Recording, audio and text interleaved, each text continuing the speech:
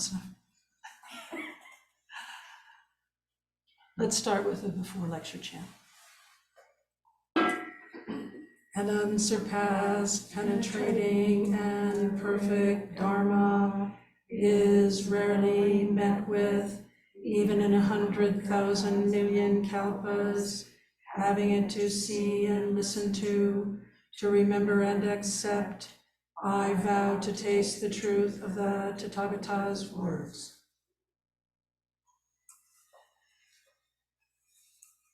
Well, today, we're going to finish our discussion of the Four Immeasurable Minds from Thich Nhat Hanh's book, The Heart of the Buddhist Teaching, which we've been working with now for quite a few weeks.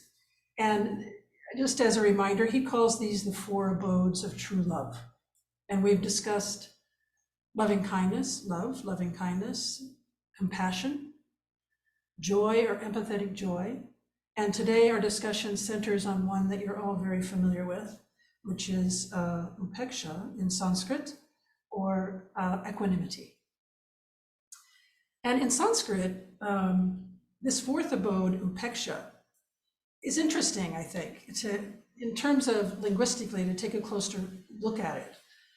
The prefix of this word, upeksha, upa, means over or around. And the actual root, iksh, means to look or to see. So the original meaning of this particular abode is to look over, to have a greater perspective of things, to see the big picture. And when I was reading this chapter, which has been some time ago, the first time, this image came to my mind, and I think you all know, I'm very visual, so I kind of pay attention to these, and this image came to my mind when I first started thinking about upeksha, which is just this person going straight up into the air and then coming back down, and straight up into the air and coming back down. And you might recognize this as this, what's called the blanket toss of indigenous groups originally started in northern Alaska.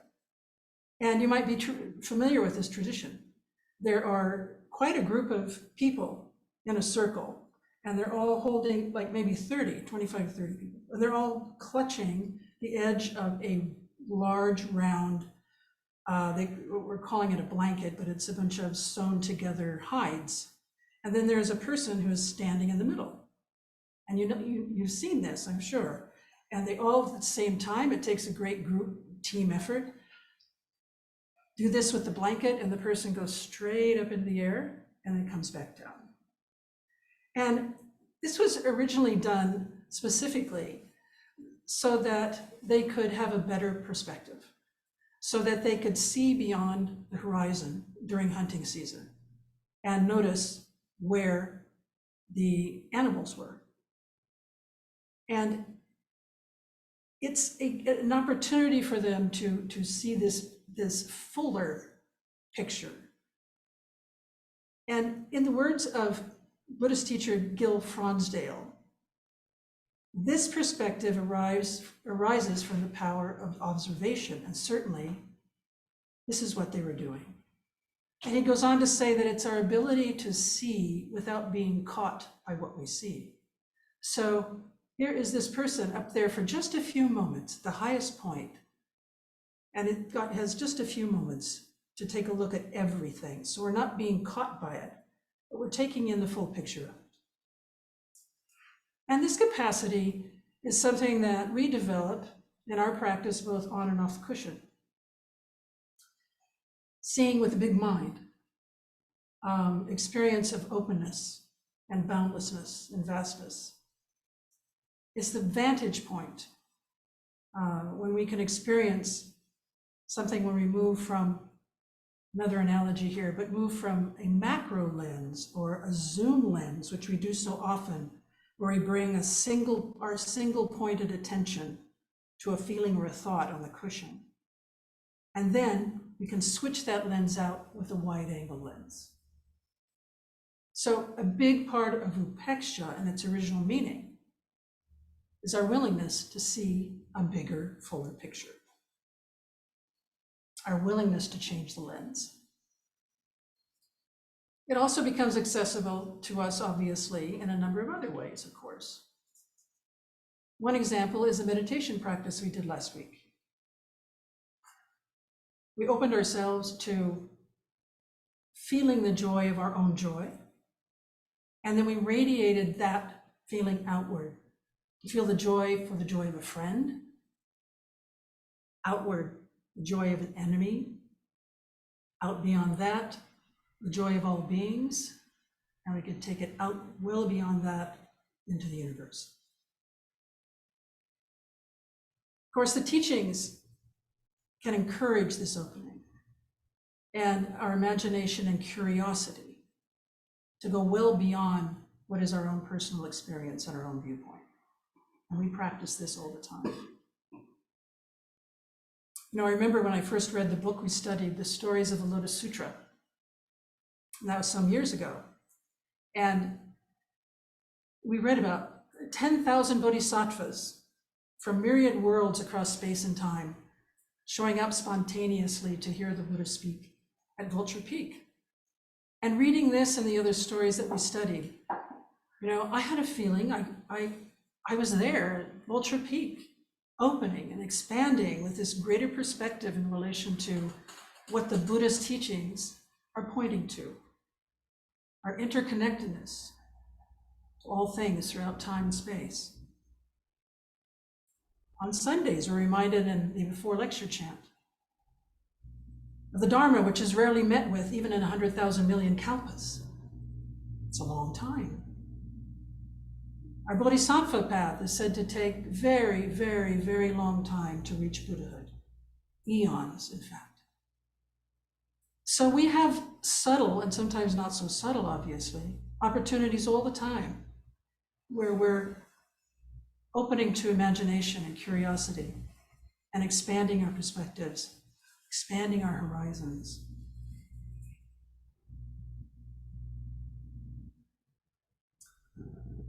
Even though they seem fantastical, my point is that it's in very many different ways that we are constantly doing this. And we often get this perspective from people who are close to us, or maybe they don't have to be close to us. People we don't know. They provide often just the right conditions to help us develop greater capacity to welcome and experience big mind.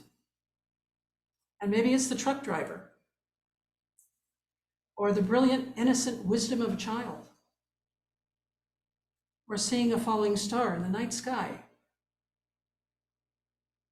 Thich Nhat Hanh speaks of upeksha in terms of the view we gain from walking to the top of a mountain. And in his words, to be able to look over the whole situation, not bound by one side or the other. So the Sanskrit etymology of upeksha offers us this vital aspect of greater perspective. And if we look closely at the English translation, equanimity, we access even more about this abode. Thich Nhat Hanh offers these words. He says equanimity is non-attachment, non-discrimination, even-mindedness, letting go, with a broader and deeper view, what he calls the wisdom of equality. We cultivate our very ability to see everyone as equal and not discriminate between ourselves and others. And it's not only about people. Equanimity is important in relation to seeing our own tendencies towards certain preferences or opinions or choices, and so on. Equanimity, rather, is a practice of inclusiveness, an ability to see and include many perspectives, and yet to feel grounded in them. So we learn to recognize that we're able to give and to have great spaciousness, this great capacity to hold as full a picture as possible. And this requires, obviously, our diligence. And it seems to me that's the diligence that gets us on the cushion every day, or whenever we go on the cushion. That's what gets us here gathering on Sundays. We have what we need. And this capacity is in our original Buddha nature. And it's just up to us to arouse it and nurture it. Thich Nhat Hanh continues to say, now, if we misunderstand some of these words, such as non-attachment, some people might think that equanimity has a flavor of indifference or a certain aloofness, that it's maybe something kind of cold, but it's not any of these. And I came across another image, if you will, that I think is really interesting, that unfolds some of these qualities of equanimity. And it's from a Theravadan monk and scholar whose name is Bhikkhu Anandayo. And he's actually distinguishing the 4 abodes of true love using images of the sun.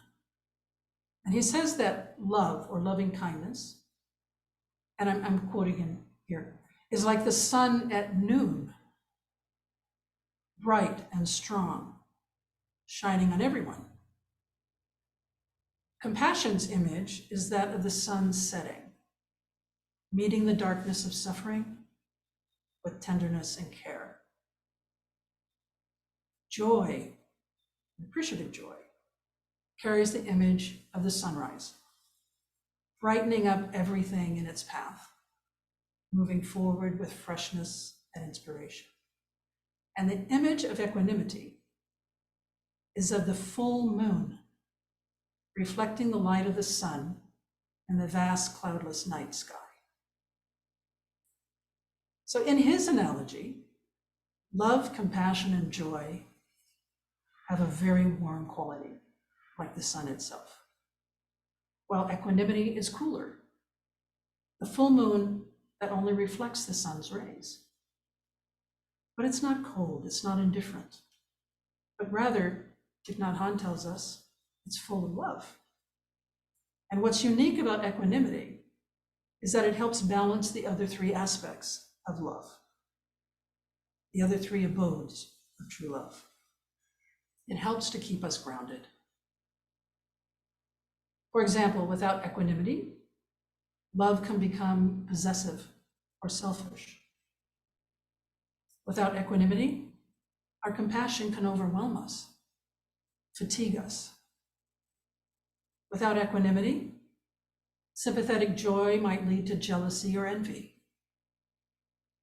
So it's this equanimity that supports us and our capacity to remain centered and able to experience the other abodes of true love.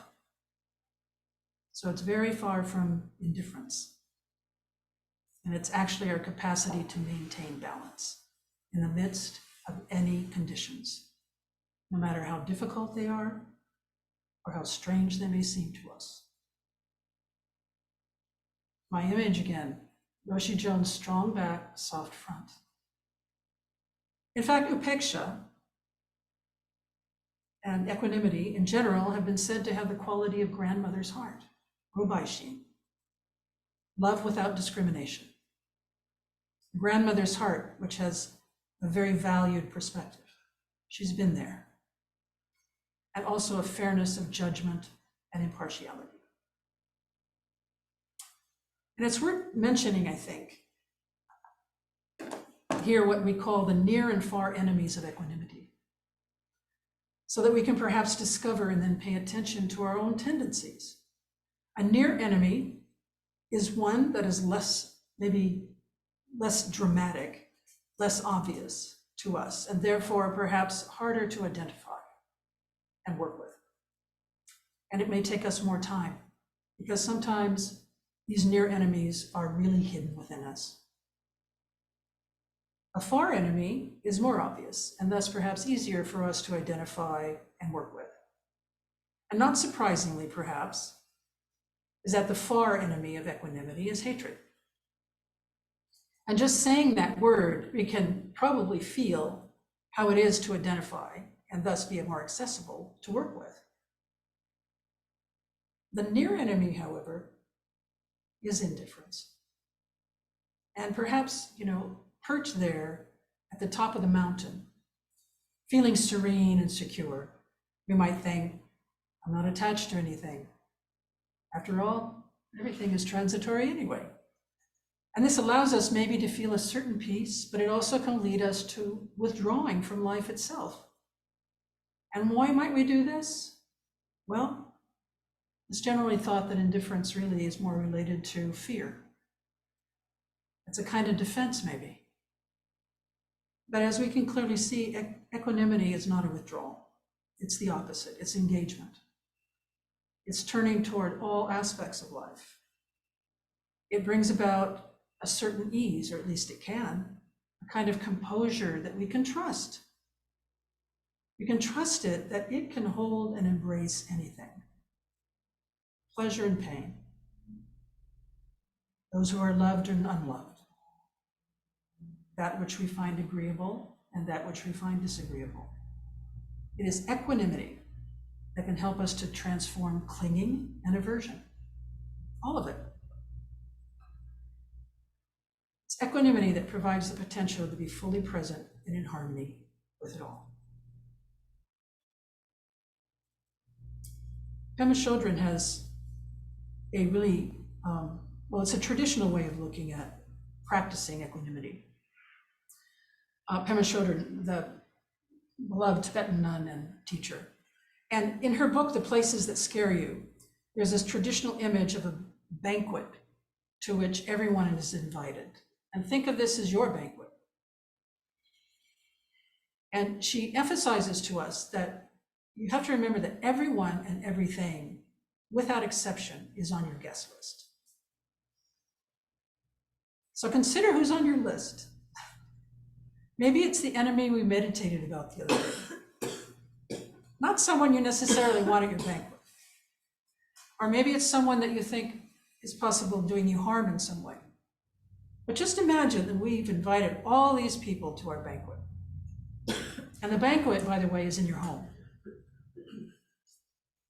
And she says, quote, training in equanimity is learning to open the door at all, welcoming all beings, inviting life to come visit. And we naturally have some apprehension about this. We may feel fear or aversion, she says, but we allow ourselves to open the door just a crack, if that's all we can presently do, just a crack. And we allow ourselves to shut the door when necessary. And we keep doing this over and over again. She reminds us that cultivating equanimity is always a work in progress. There's no end to it. We aspire to spend our lives training in the loving kindness and courage that it takes to receive whatever appears: sickness, health, poverty, wealth, sorrow, and joy. We welcome and get to know them all, she says. Thich Nhat Hanh ends this chapter on the four immeasurable minds, reminding us of the interbeing of these four abodes of true love. In order for love to be true love, it must contain compassion, joy, and equanimity. For compassion to be true compassion, it must have love, joy, and equanimity. True love must have love, compassion, and equanimity. True joy, I'm sorry. And of course, true equanimity includes all three. But let us remember that these four immeasurables are called immeasurable because if you practice them, they will grow in you every day until they embrace the whole world.